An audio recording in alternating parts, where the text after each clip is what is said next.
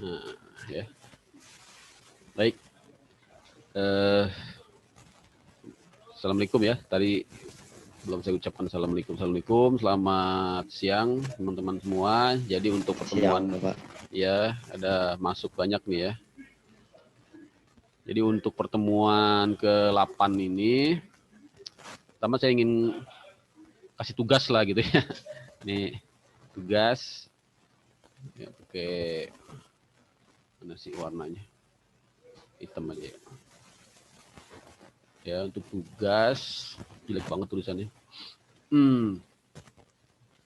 Jadi kan kehadiran sih sebenarnya cuma 10% ya, tapi tetap buat saya sangat menentukan. Tugas ini nilainya 20% ya, kalau nggak salah 20% ya. Nanti UTS itu 30 ya. UTS 30. Nah, yang banyak tuh UAS ya. UAS itu 40%. Kehadiran cuma 10% ya. Kehadiran 10% ya.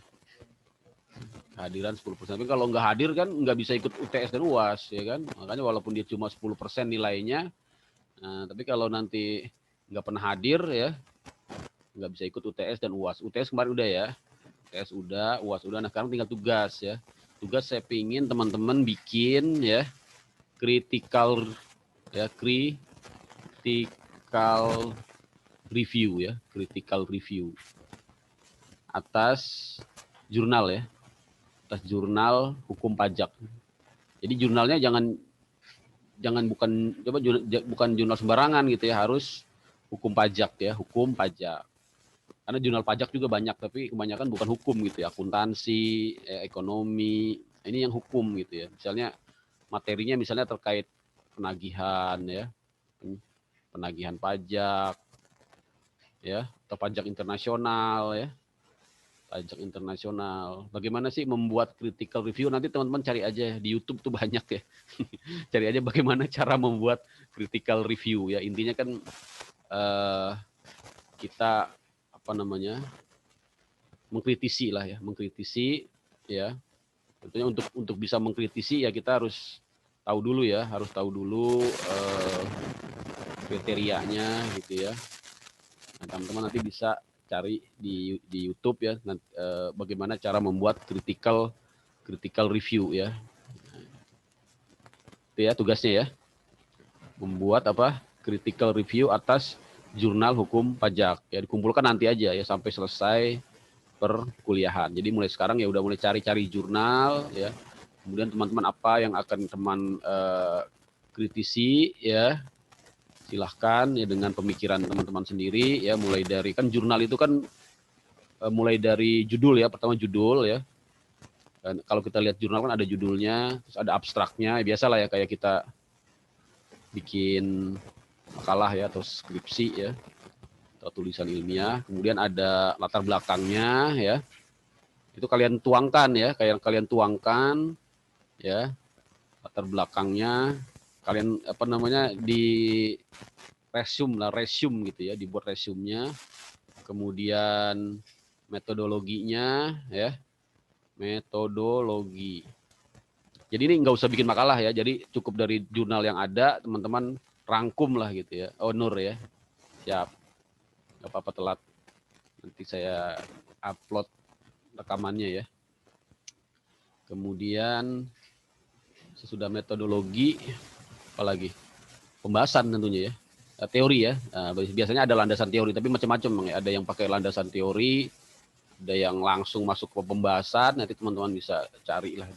Ini yang terakhir tentunya kesimpulan ya, ke landasan teori atau pembahasan ya, landasan teori atau pembahasan. Yang terakhir ke kesimpulan ya. Nah ini teman-teman buat apa namanya tadi, critical review ya, review ya, critical review. Jadi pertama ya tentunya kalian sampaikan dulu isinya apa ya dari jurnal itu ya, kemudian apa ya pandangan kritis kalian. Pandangan kritis itu ya bisa setuju atau bisa tidak setuju lah gitu ya. Ya setuju ya, kalau setuju ya sudah ya, tapi ya dikuatkan juga ya mungkinnya dengan dasar-dasar teori perpajakan, hukum pajak yang selama ini kita pelajari ya, gitu ya teman-teman ya. Nah, ini nanti silahkan dimainkan lah ini ya. Sekarang kita masuk ke ini ya. Saya mau share lagi RPS kita ya. Jadi untuk RPS biar teman-teman tahu. Sini ya. Nah ini ya. Untuk RPS kita masuk ke pertemuan ke-9 ya teman-teman. Nah, pertemuan ke-8 kemarin UTS ya. Udah masuk semua belum UTS-nya? Ada yang belum ngumpulin? Nah, udah ya. Nanti kita bahas deh UTS-nya ya. Tapi jangan sekarang, takutnya ada yang belum ngumpulin nih. Kita bahas, kalian saya nilai. Untuk pertemuan 9 kita masuk ke ini ya, pemeriksaan, pembukuan, dan pembayaran. Ini cukup banyak ya, mungkin nanti kita lihat waktunya aja ya. Kalau memang sampai ke pembayaran ya, alhamdulillah ya. Kalau enggak nanti mungkin pemeriksaan aja ya. Pemeriksaan aja. Nanti slide-nya saya share. Saya kasih ke siapa di sini? Biasanya yang saya share Zulfikar ya, Zulfikar atau Mulyadi atau siapa lagi kemarin yang WhatsApp saya? Fadila ya. Nah, nanti saya share. Jadi untuk materi kita ini ya, pemeriksaan, pembukuan, dan pencatatan. Jadi kalau kita kembali ke siklus KUP ya, jadi saya mau share dulu siklus KUP ya. Saya paling senang melihat siklus KUP soalnya. Mana ya slide-nya ya, ntar ya teman-teman ya. Kok hilang, tadi udah saya buka. Ntar ya. Google Drive, filter di Google Drive. Terus materi pajak, bahan ajar. Bahan ajar, hukum pajak. PPT 2021 penelitian. Saya kasih ini dulu ya. Tadi siklus KUP.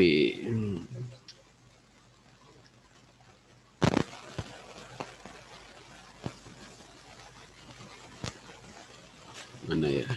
Nah ini. Nah ini siklus KUP. Teman-teman bisa lihat. Kita share lagi. Ya. Nah ini ya. Nah jadi kita sekarang masuk ke siklus yang tengah ya. Karena kemarin sebenarnya kita sudah masuk ke pendaftaran ya di sini teman-teman ya. Udah masuk ke nah ya.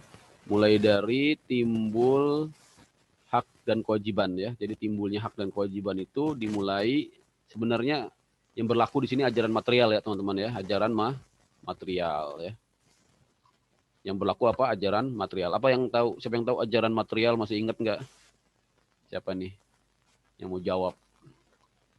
Ajaran material ya. Apa? Bukan materialisme ya. Ajaran material dalam hukum pajak. Kayaknya sering saya ulang-ulang nih. Nah, ayo. Ada yang mau jawab nggak? Apa dimaksud dengan ajaran material? Ini kaitannya dengan utang pajak ya, atau kewajiban pajak. Mulyadi, mana Mulyadi nih? Mulyadi biasanya aktif nih. Coba ya, Dobertus lah ya. Halo, mana Dobertus nih? Lagi sahur. Iya Pak. Iya Pak. Lagi sahur. Masih ingat nggak? Ajaran material apa? Material dalam utang pajak, hukum pajak. Hukum pajak ya. Iya. Kayaknya kemarin keluar UAS deh. Keluar nggak tuh? Iya keluar Pak. Cuman saya lihat Google. Nggak apa-apa. Sumber informasi dari mana aja, saya nggak batasi ya. Ya memang sekarang dari Google tuh udah apa aja ada ya. Sebenarnya sih memang enak ya zaman sekarang itu. Tinggal nggak usah beli buku lah ya. Tapi kalau beli buku ya lebih bagus lagi. Apa coba? Gimana Pak, ulangi? Apa yang dimaksud dengan ajaran material dalam hukum pajak? Pajak ya Pak ya? Iya. Dan material ya? Ajaran material. Kan lawannya ajaran formil. Bedanya apa? Jadi di sini kita masuk ajaran material nih kalau di awal-awal fase KUP ya, yaitu fase timbulnya utang pajak dan fase self assessment. Ini masuk ajaran material Ya, nanti kalau kita masuk ke fase pengawasan ya, itu namanya fase ajaran formil atau formal ya. Nah, masih ingat nggak? Maaf Pak, saya lupa. Iya. Lupa ya. Yang ingat siapa yang ingat nih? Iya, Delia ingat nggak Delia? Dia ingat itu Pak. Putra Rizky Ramli. Tapi saya baru baca Google sih tadi. Ya nggak apa-apa deh, daripada nggak ada. Kalau ajaran material itu utang pajak ada setelah peristiwa-peristiwa yang menyebabkan utang pajak itu. Sedangkan kalau ajaran formil itu walaupun peristiwanya udah ada, tapi kalau belum ada suratnya dia belum ada utangnya. Cakep. Itu dia maksudnya ya. Gampang sebenarnya ya. Zaman sekarang dia tinggal googling keluar semua jawaban ya. Ya makanya tapi ya kalau nggak kuliah ya kita nggak dapat ijazah ya teman-teman ya. Dan proses googling itu kan kadang-kadang terpacu karena ada pertanyaan ya nggak.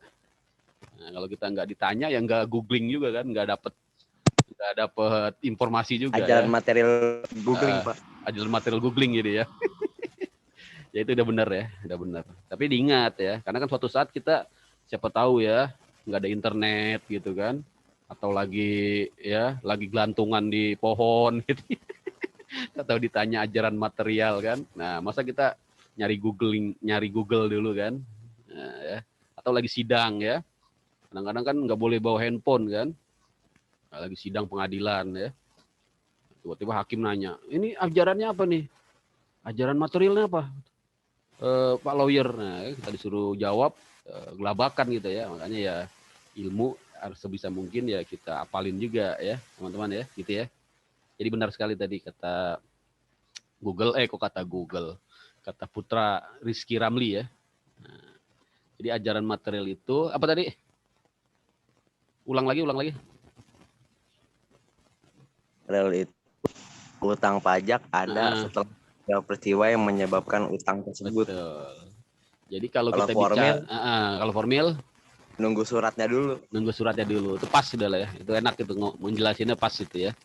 Jadi nggak perlu dengan bahasa yang bahasa yang berat-berat. Intinya kalau formil itu timbulnya utang karena adanya peristiwa, gitu ya. Kalau formil sebaliknya, timbulnya utang karena adanya surat ketetapan ya. Kalau ajaran material tanpa ada surat ketetapan ya, tetap tanpa ada surat ketetapan pajak itu sudah timbul utang. Nah, inilah yang mendasari ya fase awal ya dari KUP, yaitu timbulnya hak dan kewajiban ya. Misalnya apa? Misalnya ketika orang punya penghasilan ya. Ketika orang punya penghasilan, maka dia langsung timbul kewajiban ya. Kewajiban untuk apa? Pertama tentunya dia harus mendaftarkan diri dulu ya. Kedua dia harus ya melakukan pencatatan atau pembukuan ya. Kemudian dia melakukan penetapan. Jadi dia juga melakukan penetapan ya. Tapi yang dimaksud dengan penetapan di sini bukan penetapan oleh petugas pajak ya, tapi penetapan oleh diri sendiri ya, oleh wajib pajak. Dalam bentuk apa? Ya dia menghitung ya. Misalnya dia punya penghasilan ya. Penghasilan itu kan dihitung 1 tahun gitu ya. 1 tahun dia saya sudah punya 50 juta nih. 1 tahun ya. Neto, penghasilan neto. Maka dia menetapkan ya, dia lihat tarif pajaknya berapa. Oh, ya, tarif pajak untuk penghasilan 50 juta, 55% ya. Maka dia bayar ya, dia bayar sendiri, nggak perlu ditagih oleh orang pajak ya, dia bayar sendiri. Kemudian ngapain lagi dia? Kemudian dia menyampaikan SPT ya sendiri juga ya. Ini kayak lagunya Caca Handika ini ya. Makan sendiri gitu ya. nyuci sendiri gitu ya. Jadi emang ini serba sendiri ya kalau di fase ini ya, belum ada intervensi ya dari petugas pajak ya.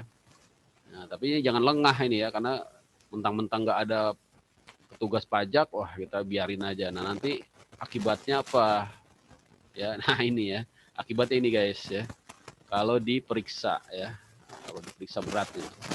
Saya pakai ini dulu deh, pakai pointernya yang pen ya. Ini ya, kalau diperiksa baru nanti ya kena kita ya. Tapi memang pemeriksaan ini hanya 5 tahun ya guys. Berapa tahun? 5 tahun. Kalau 5 tahun nggak diperiksa, maka secara hukum ya perpajakan kita dianggap selesai ya, aman ya, kalau udah 5 tahun. Jadi 5 tahun ke belakang gitu ya. Nah, ya ini ya kalau tidak diperiksa ya. Nah, berikutnya ini tadi fase ini disebut dengan fase ajaran material ya.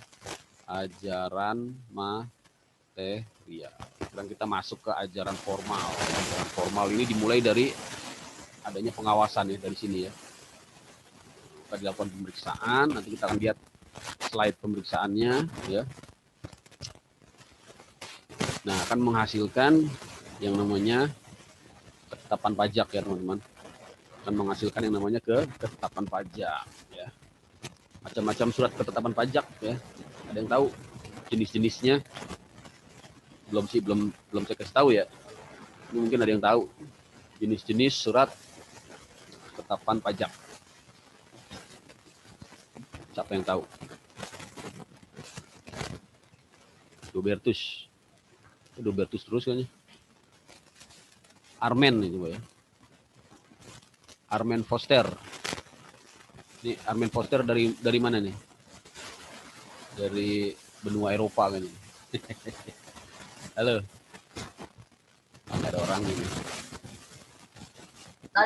Mulyadi Pak. Oh Mulyadi. Mana Mulyadi? Muncul dia. Sama Pak Hotmannya. Iya, untuk jenis-jenis ketetapan pajak itu Mantap. ada berupa ESTP, ada berupa SKP, TKB, ada berupa SKP KBT, mantap. ada berupa SKP PLB, Mantap. ada berupa SKPN, Mantap. lalu ada juga SPPT. Iya. Itu PBB ya. Siap. betul Pak. Oke, betul. Lagi di mana nih Mulyadi nih? Di ngojek Pak. Semangat, nggak apa-apa. Jadi sekarang ojek ya, nanti jadi hakim. Masya Allah. Amin ya. Amin. Jadi MK ya Pak, hakim MK. Iyalah. Ini saya bener loh cerita loh. Ini teman kuliah saya S3 nih. Udah lulus dia udah duluan. Tadinya security. Nih disertasinya lagi saya pegang. Jadi emang semangat ya. Kita jangan mentang-mentang sekarang ngojek gitu ya. Atau masih kuliah. Nanti ya satu saat kita jadi bisa gitu ya. Makanya mimpi itu harus kita gantung gitu, cita-cita gitu ya. Itu ya Mulyadi ya. Mantap lah itu. Ini teman kuliah saya lagi S3. Udah selesai dia, malah duluan. Ini saya lihat backgroundnya. Wah dulu pernah satpam ya, terus jadi lawyer, ambil S1, S2, S3 ya. Sekarang sih udah mantap lah kalau udah S3 kan. Udah buka apa namanya? Kantor ya, untuk advokat, ngajar juga ya, insya Allah ya. Jadi semangat ya. Yang penting kita apa namanya? Semangat lah gitu ya. Semangat perlu waktu, kuliah lama ya 4 tahun ya, tapi ya jalanin aja, di suatu saat juga selesai ya, kayak gitu ya. Jadi benar sekali tadi kata Mulyadi, jenis-jenis surat ketetapan pajak ya, ada SKP, ada STP ya. Surat ketetapan pajak, surat tagihan pajak ya. Macam-macam SKP-nya, SKP lebih bayar, kurang bayar ya, nihil, terus bayar tambahan ya. Jadi intinya adalah produk gitu ya, produk dari hasil pemeriksaan ya teman-teman ya.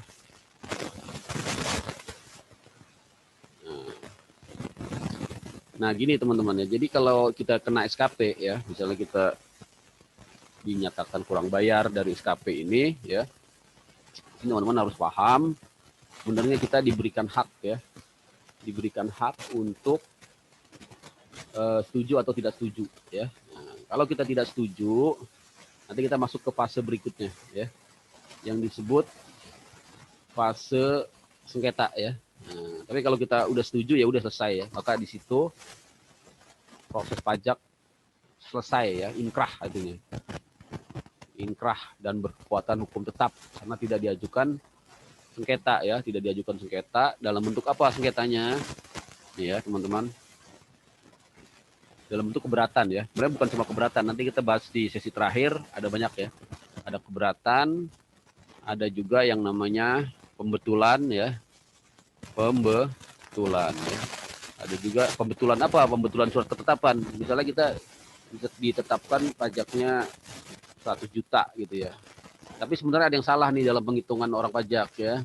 100 juta itu dia ambil dari dasar yang salah gitu ya, atau dia menggunakan tarif yang salah gitu ya. Kita sih setuju ditetapin pajak, tapi ada salah dalam proses penghitungannya gitu ya. Maka kita mengajukan pembetulan. Kalau keberatan ini agak beda. Keberatan ini segi material ya.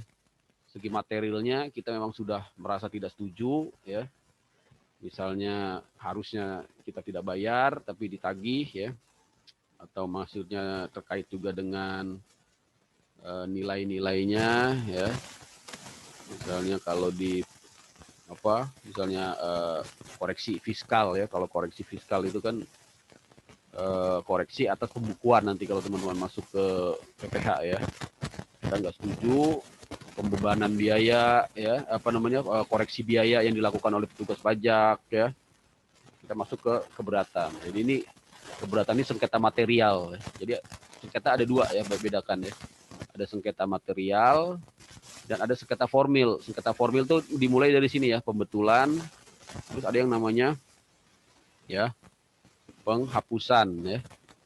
Penghapusan apa? Penghapusan denda ya. Jadi penghapusan denda ini ya sebenarnya secara materi dia sudah setuju ya.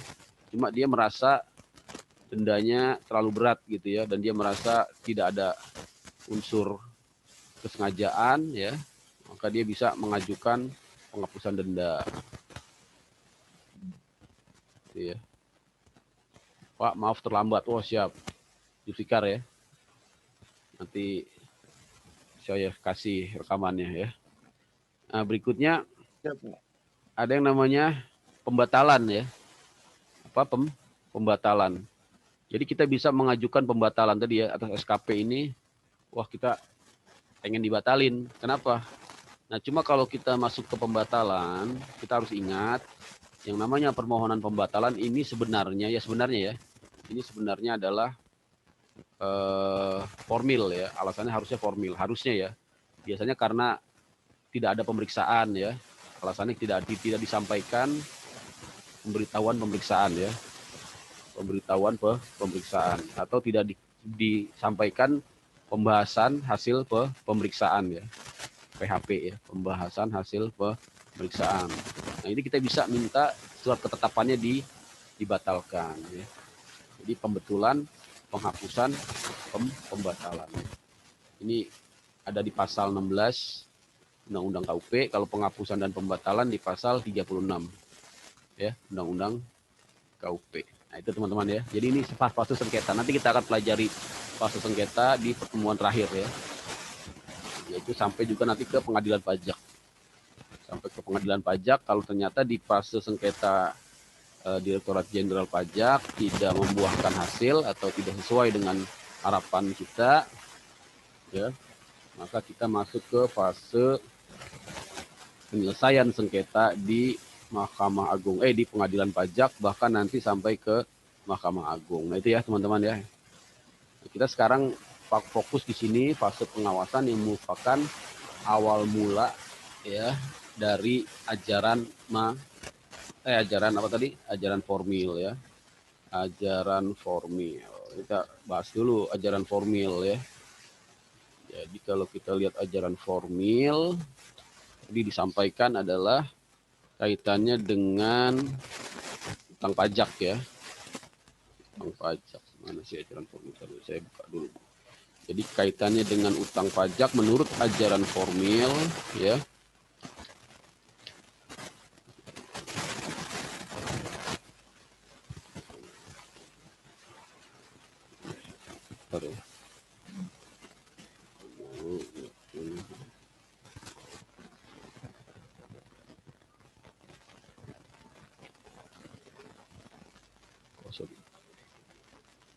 Saya ini dulu ya. Saya buka slide yang langsung aja, slide pemeriksaan pajak. Pemeriksaan pajak.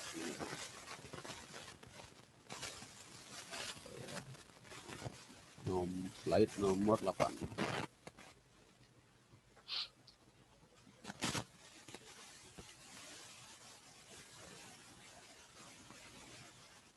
Nah, ini ya. Pemeriksaan pajak.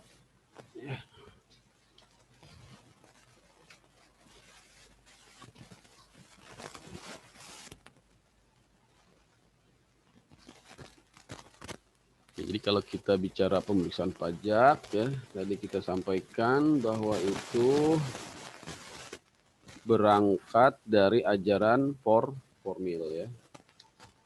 Berangkat dari ajaran formil.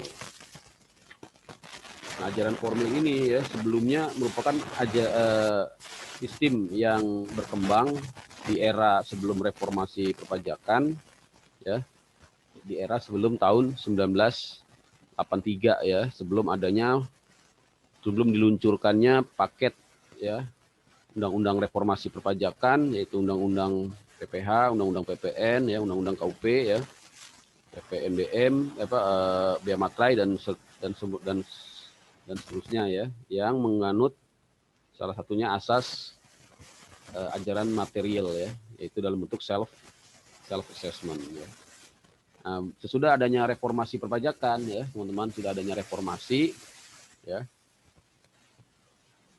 Kita mengenal ajaran material ya.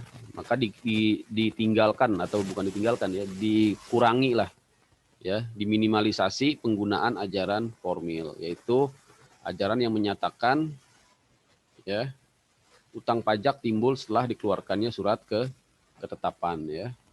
Jadi berdasarkan surat ketetapan pajak ya atau keputusan atau surat tagihan pajak yang diterbitkan oleh Fiskus itu ya. Ajaran ini dikenal juga dengan official assessment ya. Jadi kalau bahasa lainnya ya dari ajaran formil apa namanya? Official assessment ya. Jadi disebut juga sebagai official assessment ya.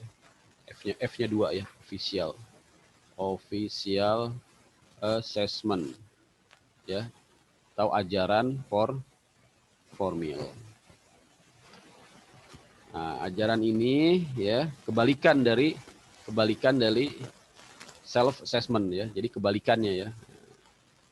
Kebalikan dari apa? Self assessment. Kalau self assessment ini menggunakan ajaran material ya. Seperti tadi dijelaskan ya oleh Mulyadi ya. Jadi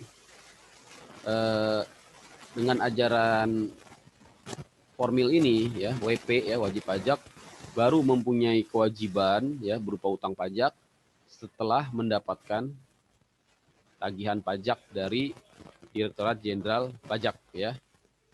Yaitu baik yang berupa surat ketetapan pajak kurang bayar ya. Nanti kita sampai ke situ ya. SKPKB ya, atau surat ketetapan pajak kurang bayar tambahan ya.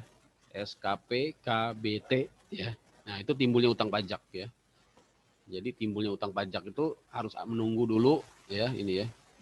Yang namanya SKPKB, surat ketetapan pajak kurang bayar, atau SKPKBT ya, surat ketetapan pajak kurang bayar tambahan ya, atau bisa juga surat keputusan ya.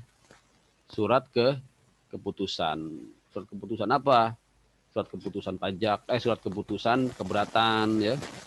Surat keputusan banding, putusan ya. Kalau banding itu bukan surat keputusan tapi putusan ya.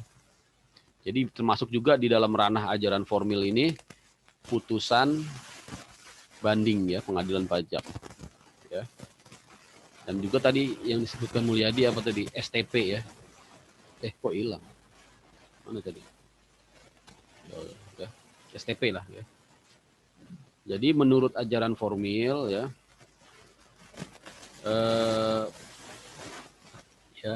pengertian utang pajak ya ini menggunakan definisi utang pajak di pasal 1 angka 8 Undang-Undang Pengadilan Pajak dengan Undang-Undang Penagihan Pajak dengan surat paksa ya. Jadi kalau kita ditanya ya utang pajak, tuh jelek banget tulisan saya. Sorry.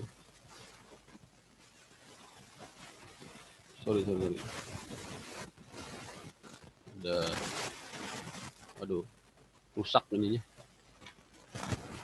Apa namanya? PowerPoint-nya. Kita ulang lagi ya.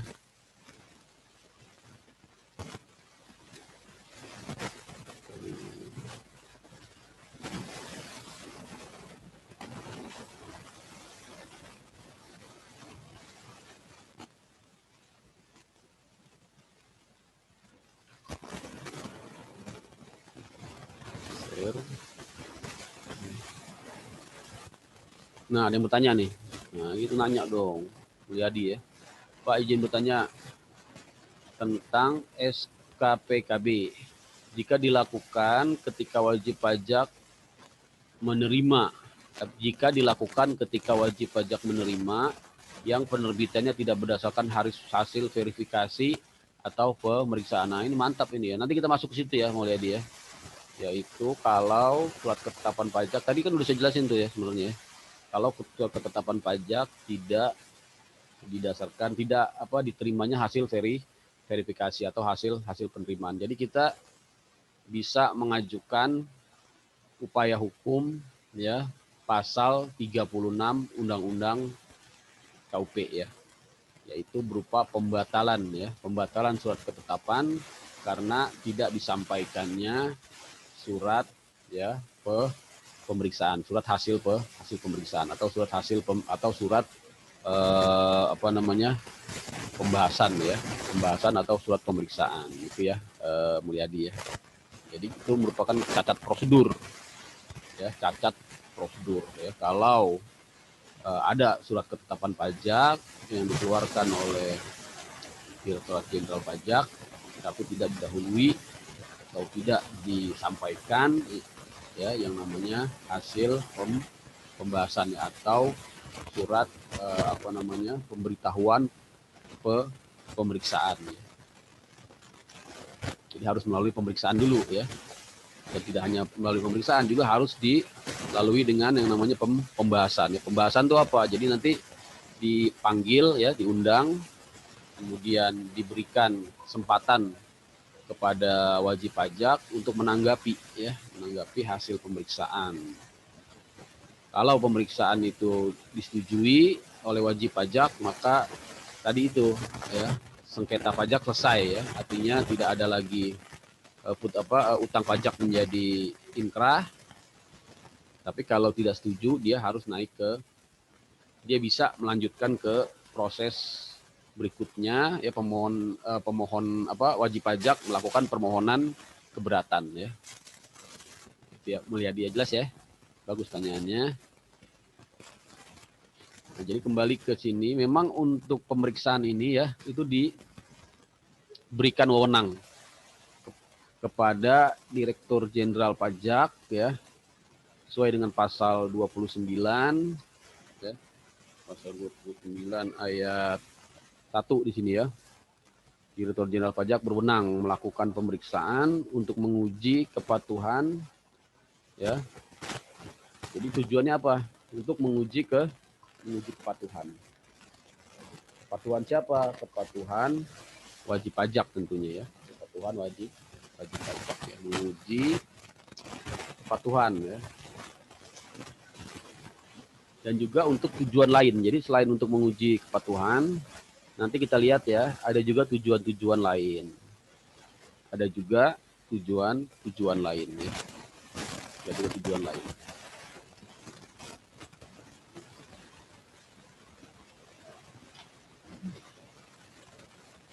Bagaimana tata cara pemeriksaan? Nah, ini harus kita perhatikan ya, karena ini akan menjadi di satu sisi ya menjadi kewajiban untuk tugas pajak yang melakukan pemeriksaan, wajib menaatinya. Tapi untuk wajib pajak yang diperiksa tentunya ini merupakan hak gitu ya. Karena ada hak-hak wajib pajak yang harus dijamin. Ya. Misalnya, ya,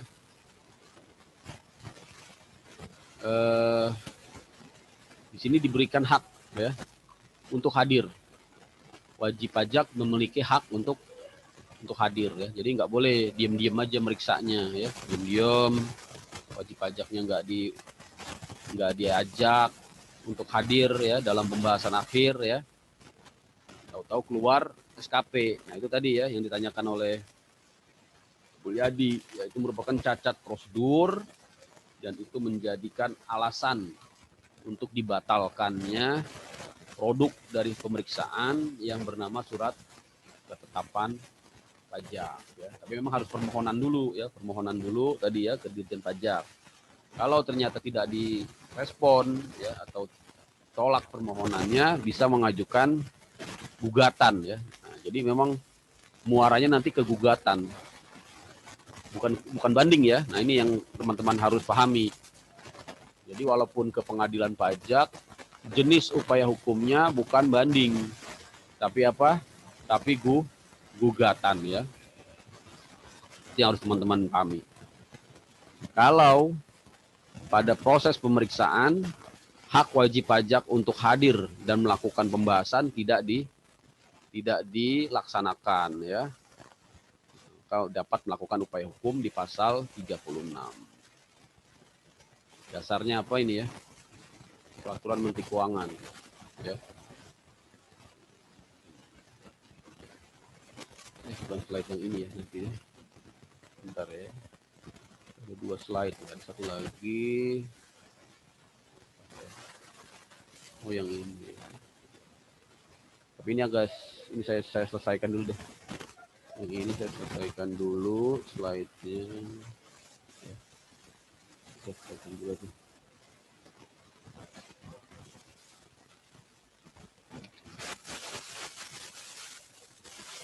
Pak, Ya, izin bertanya Pak mengenai pengadilan Pak.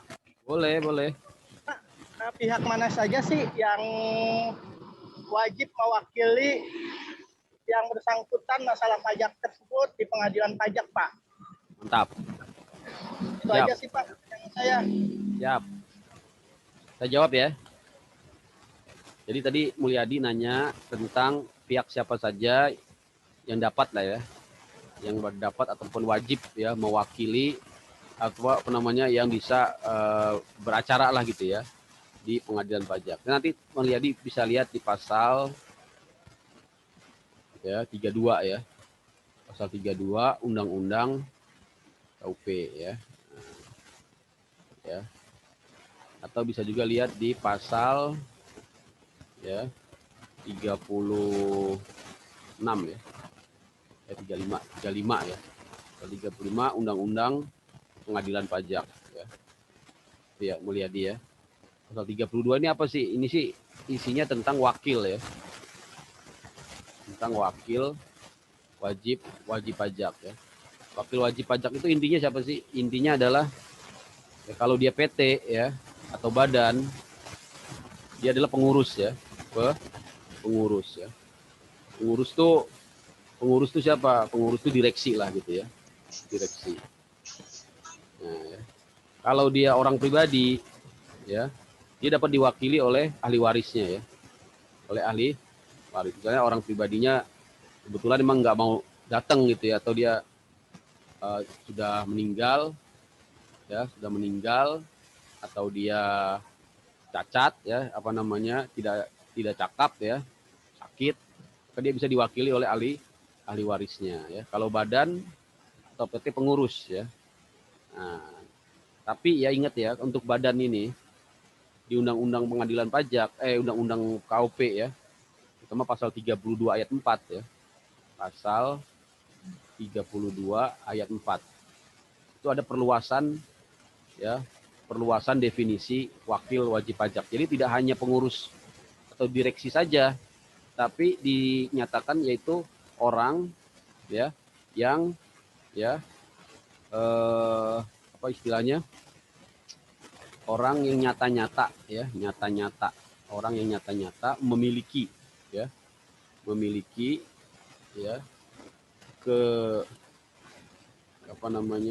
memiliki kemampuan ataupun memiliki kewenangan ya, kewenangan untuk menentukan kebijakan perusahaan ya. Nah, ini disebut dengan beneficial owner ya, beneficial owner istilahnya ya.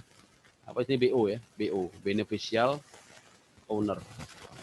Jadi sebenarnya bisa ya beneficial owner. Misalnya apa sih beneficial owner nih? Ya sebenarnya sini ya pemilik tidak langsung lah, pemilik bayangannya. Misalnya kalau perusahaan itu ya biasanya kan dimiliki ya oleh satu orang, tapi kadang-kadang memang dia tidak muncul namanya di akte perusahaan ya. Maka secara hukum pajak ya dia dimungkinkan untuk mewakili ya, memiliki legal standing beracara di pengadilan pajak ya. Itu ya teman-teman ya. Tapi di satu sisi yang namanya beneficial owner ini juga nanti dia akan ya menjadi pintu masuk ya dia untuk dijerat apabila memiliki utang pajak. Jadi utang pajak juga nanti tidak hanya terbatas kepada direksi ya ataupun badan ya. Bahkan kepada orang yang memiliki kaitan kepemilikan ya beneficial owner dari perusahaan tersebut. Makanya jangan heran ya kok ada orang yang namanya nggak masuk ke dalam akte perusahaan, kok dia dijerat pajak ya, bahkan sampai di sandra ya. Nanti saya kasih putusannya ya.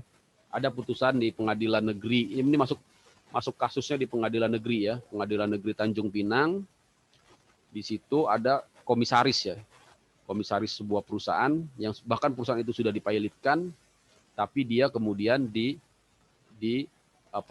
disandra ya, disandra karena ada utang pajak yang melebihi 100 juta ya. Karena kalau sudah lebih 100 juta itu dapat dilakukan penyanderaan.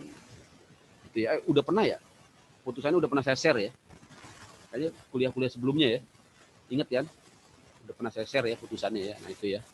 Nah kemudian selain wakil wajib pajak ya, untuk bisa beracara di pengadilan pajak ya, sesuai dengan pasal 32 dan pasal 35 Undang-Undang KUP ya. Ini 35 atau 36 saya lupa ya. Nanti lihat aja Undang-Undang PP ya, pengadilan pajak. Itu adalah kuasa ya, kuasa. Kuasa ini ada dua ya. Kuasa wajib pajak ya dan kuasa hukum ya. Kuasa hukum. Kuasa wajib pajak atau kuasa khusus lah ya. Atau kuasa khusus ya. Kalau kuasa wajib pajak ini hanya bisa dilakukan oleh karyawan ya. Jadi dia harus berstatus karyawan dari ya karyawan ya karyawan. Dia harus berstatus karyawan dari PT ya, PT atau badan ya, CV ya, koperasi, yayasan ya, BUMN juga termasuk ya, itu berstatus sebagai karyawan. Ya itu ya. Dibuktikan dengan apa? Dibuktikan dengan surat pengangkatan sebagai karyawan, atau nanti kalau beracara di pengadilan pajak harus membawa yang namanya bukti potong ya PPh pasal 21 ya. Sedangkan kuasa hukum ini khusus sekali ya kalau di pengadilan pajak. Jadi tidak bisa dari pradi. Nah, ini ya, tidak bisa dari pradi, tidak bisa advokat umum ya.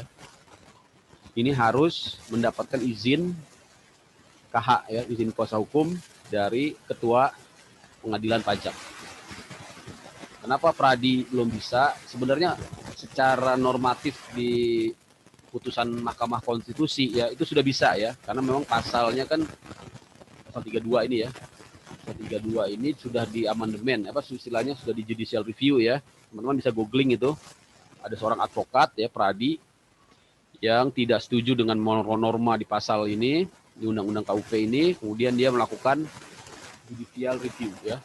Yang di judicial review adalah Undang-Undang KUP dan juga PMK-nya ya. PMK Peraturan Menteri Keuangan tentang persyaratan menjadi kuasa hukum pengadilan pajak. Yang salah satunya tidak memperkenankan ya dari keanggotaan advokat secara umum gitu ya. Tapi di sini menggunakan mekanisme khusus ya, yaitu izin kuasa hukum, dan syaratnya adalah harus memiliki brevet ya, brevet atau pengetahuan yang luas di bidang perpajakan. Dibuktikan nanti dengan brevet, makanya jalurnya beda gitu memang ya. atau minimal memiliki ijazah ya perpajakan ya. Di D3 aja bisa ya. Nggak harus S1, D3 perpajakan bisa. Ya. Itu ya teman-teman ya. Ini agak beda hukum pajak ini dengan hukum acara di tempat lain. Saya kira itu ya. Karena puasa ini kok. Ini bawaannya ngantuk ya. Hilang ini nih. Clear.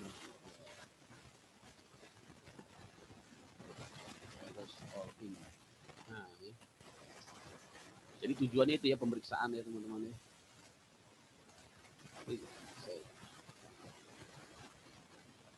Duitnya pengacara pajak lebih banyak dong Pak. Oh iya. Jangan diragukan lagi.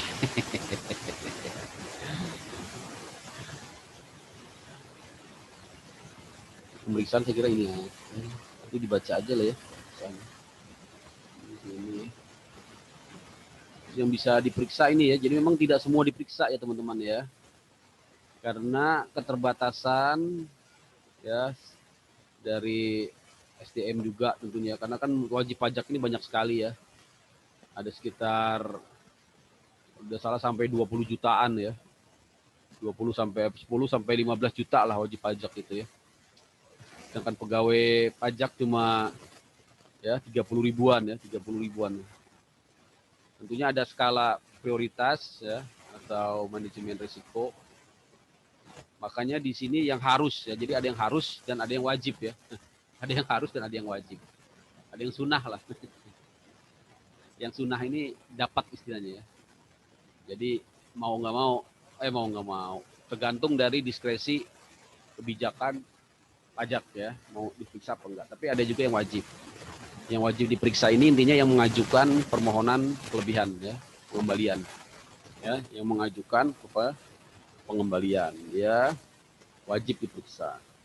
Tapi ada juga yang nggak diperiksa, yang disebut dengan diberikan pengembalian pendahuluan. Dia diperiksanya belakangan gitu ya. Jadi dikasih dulu duit kelebihan pajaknya, baru sudah itu diperiksa belakangan. Ini yang wajib ya, ini yang wajib atau yang harus ya. Nah ini yang sunnah, yang sunnah. Artinya bisa juga tidak diperiksa. Yaitu tadi ya, yang menyatakan lebih bayar tapi dia diberikan pengembalian pendahuluan ya. Ini biasanya wajib pajak yang munafik lah ya, munafik. Yang prioritas lah ya. Kemudian wajib pajak yang menyatakan SPT-nya rugi ya. Ini objek pemeriksaan ya. Tapi ada juga yang nggak diperiksa. Kemudian wajib pajak yang tidak menyampaikan SPT ya. Yang tidak menyampaikan SPT ya.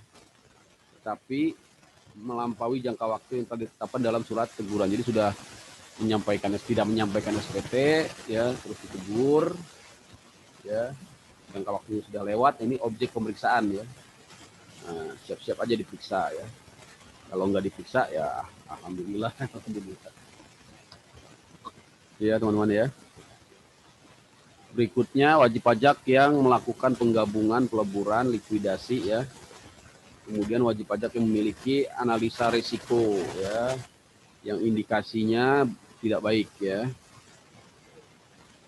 Atau ada potensi pelanggaran. Nah, itu juga dikenakan pemeriksaan. Saya kira itulah teman-teman ya. Jenis-jenis pemeriksaan itu dibaca aja ya. Ada dua ya. Pemeriksaan kantor dan pemeriksaan lapangan ya. Pemeriksaan kantor ini disebut juga penelitian ya. Disebut juga penelitian ya. Jadi tidak sampai masuk ke perusahaan ya. Ya. Dalam pemeriksaan lapangan ini hal-hal yang akan dilakukan ya. Kira ini teman-teman bisa baca. Intinya sih ada kewajiban untuk menyampaikan ya dokumen ya ataupun pembukuan. Nah, yang harus kita catat di sini ya. Ini produknya ya, produknya ini tadi. Produknya SKPKP ini, SKPKB, KBLB, SKPN, STP, dan juga bisa masuk ke bukti permulaan ya. Ini ya bukti permulaan. Bukti permulaan itu artinya kalau ada indikasi pidana ya teman-teman ya. Nah, yang terakhir ini ya teman-teman ya, adanya sanksi ya. Adanya sanksi apabila ya ini ya dapat diterbitkan dalam jangka waktu 10 tahun dalam hal pasal 13 ayat 1 ya, 13 ayat 1 ya. Yaitu adanya pelanggaran ya. Misalnya berdasarkan hasil pemeriksaan ya terdapat ya pajak yang kurang dibayar ya. Jadi memang kalau dia kurang bayar ya, ini jangka waktunya bisa sampai 10 tahun ya. Biar teman-teman ya. Tapi di Undang-Undang Cipta Kerja ini sudah direvisi ya, sudah menjadi 5 tahun. Ini masih undang-undang yang lama. Nah, kemudian kekurangan bayar ini ya teman-teman ya akan menimbulkan sanksi. Ya, sanksi berupa bunga 2% sebulan. Tapi ini masih peraturan yang lama ya. Nanti saya lihat peraturan yang baru ya di Undang-Undang Cipta Kerja. Saya kira ini saya mau kasih slide satu lagi yang Undang-Undang Cipta Kerja ya, biar teman-teman bisa bedakan. Tapi yang lama tadi kan udah saya kasih tahu ya. Jadi walaupun sudah ada undang-undang yang baru, yang lama kita harus tahu juga ya, karena kan peristiwa-peristiwa pemeriksaan ya, baik itu pemeriksaan administratif maupun pemeriksaan per itu kan terjadi sebelum adanya Undang-Undang Cipta Kerja ya. Nah, di Undang-Undang Cipta Kerja memang ada perbedaan pengaturan ya. Ini saya sebelum selesai ya. Kalau selesai saya ingin kasih tahu ke teman-teman apa sih perbedaannya tadi ya. Ini sih saya cepatan aja. Jadi hak apa namanya? Bentar ya. Ini udah.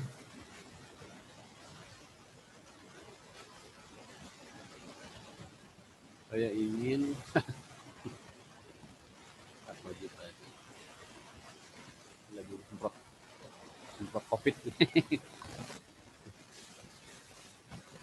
Nah, mana ya? Ini masalah bukper ya. Masalah bukper itu intinya adalah kalau ada indikasi pidana ya. Nanti masuk ke bukper ya. Kemarin sudah saya jelaskan. Jadi kalau ada indikasi pidana ya, ini ya dia masuk ke bukper ya. Nah di sini kemudian teman-teman harus pahami, walaupun kita sudah masuk ke bukti permulaan, kalau belum naik ke penyidikan bisa dimungkinkan untuk yang namanya penyelesaian dengan ya administratif ya. Kalau belum masuk ke penyidikan, dengan cara apa? Dengan cara membayar denda administratif ya. Denda administratifnya di mana ya? Pasal 8 ya. Pasal 8 ayat 3 ya. Nah, pasal 8 ayat 3 ini ya diselesaikan dengan denda. Jadi kalau kita masuk bukper ya, jangan sampai ya. Tapi bisa aja ya namanya perusahaan ya, kadang-kadang kan gimana tergoda untuk melakukan ya pengelakan pajak gitu ya, akhirnya masuk ke bukper ya, diperiksa ya bukti awal pidananya, bukti permulaan ya, tindak pidana ya. Nah, ini dia bisa menempuh yang namanya pasal 48 ayat 3 yaitu pengungkapan ketidakbenaran perbuatan. Dan pemeriksaannya dihentikan, tapi dia harus bayar. Dia harus bayar denda 150% ya. Bayar denda berapa? 150%. Nah, kalau dia udah terlanjur di pidana ya, terlanjur di sidik masuk ke penyidikan ya. Nah, dia bisa menempuh yang namanya ya asas oportunitas ya. Asas oportunitas ini di mana nanti penyidikan dihentikan ya apabila yang bersangkutan mau membayar denda 400% ya, 400%. Tapi atas permohonan Menteri Keuangan kepada Jaksa Agung ya. Nah, jadi tidak lanjut sampai ke sidang, sampai ke penuntutan ya. Penyidikannya dihentikan. Dia mau bayar 400%. Nah, ada juga pasal 13A ya. 13A ini kalau ya tindak pidananya itu baru dilakukan sekali ya, baru dilakukan sekali, dia langsung bayar pasal 13A ya. Dia sih udah ngaku salah, tapi dia tidak dilanjutkan pidana ya. Jadi kalau yang pertama kali dia bisa bayar 200%. Nah, ini tinggal pilih yang mana ya. Mau yang 150%, mau yang 200%, atau mau yang 400% ya, tergantung dari situasi dan kondisi. Intinya hukum pajak memberikan ruang ya untuk melepaskan diri dari jerat pemidanaan. Itu ya teman-teman ya. Tadi yang itu mana ya? Bentar, yang undang-undang cipta kerja ya. Ada kita di slide ini. Bentar ya. Enggak ada sih. Jadi yang di undang-undang cipta kerja itu perubahannya kaitannya dengan denda ya. Tadi kan dendanya 2% ya kalau itu misalnya terlambat ya membayar ya. Kalau di undang-undang cipta kerja nanti berubah dendanya menjadi istilahnya itu pakai bunga yang ditetapkan oleh Menteri Keuangan ya. Bunga pasar lah gitu ya, bunga pasar. Ini nilainya bisa lebih rendah dari 2%. Memang memberikan kemudahan lah ya buat wajib pajak. Saya kira itu ya teman-teman ya. Untuk pemeriksaan sampai di sini aja dulu karena bulan puasa nih bawaannya. Ngantuk saya lihat nih, pada tidur semua. Baik, masih ada pertanyaan? Nggak ada ya? Kalau nggak ada kita cukupkan ya. Kita cukupkan, terus nanti tugasnya tadi ingat ya. Nanti tugasnya yaitu bikin critical review ya, critical review atas jurnal ya, jurnal hukum pajak ya. Itu nanti ya sampai akhir kuliahan lah itu ya. Baik, kita akhiri aja ya. Akhiri, ini mohon izin. Bapak, ya. maaf Pak. Oh ada, siap. Pak. Enggak Pak, itu yang mengenai tugas itu dikumpulinnya nanti aja. Kapan Pak? Pas udah akhir semester aja. Oh, jadi kita mempersiapkan aja gitu Siapkan Pak? aja, cari jurnal. UAS gitu ya Pak? Terus bagaimana melakukan critical review, nanti teman-teman carilah ya. Intinya kan tadi sudah saya jelaskan di awal, nanti kalau nggak jelas juga tonton lagi YouTube-nya ya. Gitu ya. Jurnalnya hukum pajak ya. Jangan, pajak kan banyak ya, tapi jangan yang pajak akuntansi atau pajak ekonomi, tapi yang hukum aja ya, yang hukum aja ya. Karena kita fakultas hukum. Baik itu ya teman-teman ya. Mohon izin, saya tutup ya. Saya tutup. Assalamualaikum warahmatullahi wabarakatuh. Oh, saya foto dulu ya, foto dulu gitu ya. Sap, udah foto. Baik sama-sama. Ya, waalaikumsalam semuanya. Terima kasih Pak. Terima kasih Pak. Modul ya, nanti bahan saya share ke ini ya, Mulyadi ya, atau ke yang lain ya. Ada Baik, slide, Pak. ada modul ya. Oke, Terima kasih ya. Pak. Ya.